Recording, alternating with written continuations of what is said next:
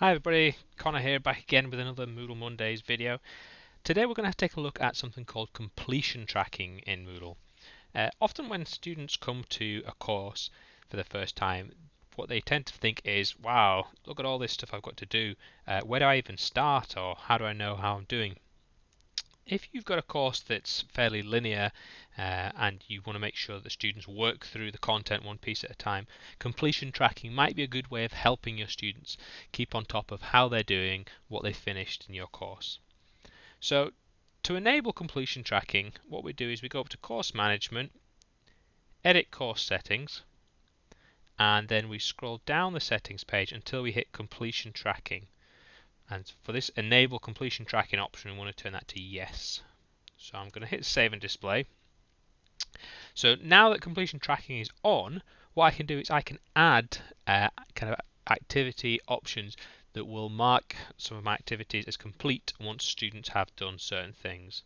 So I'm going to turn editing on, and I'm going to take a look at a forum I've got here. So I've got my chat forum. I'm going to edit my settings for it.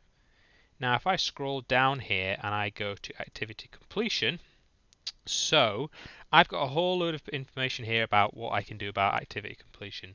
Now I do want to make sure that all my students have been in to the forum, so at least had a look at it. So I'm going to put show this activity is complete when conditions are met. And I'm going to say that students must view this activity to complete it. I could have added a load of extra options about saying that they must create so many discussions or reply or things like that.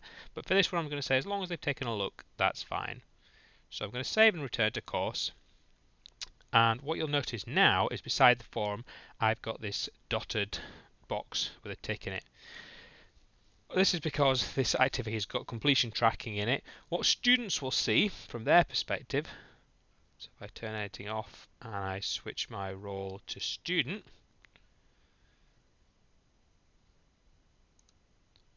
is they'll see here that they've just got the activity with an empty box. So that box hasn't been ticked, so the activity is not finished.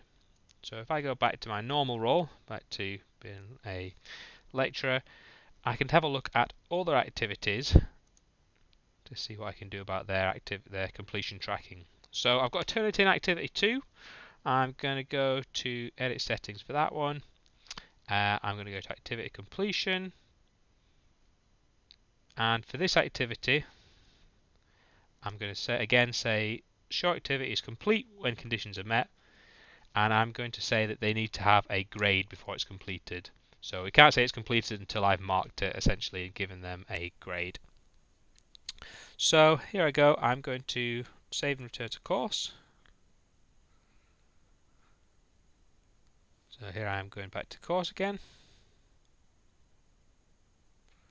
Okay, so back in. So once again I've got this box to let me know that this is a completion tracked activity.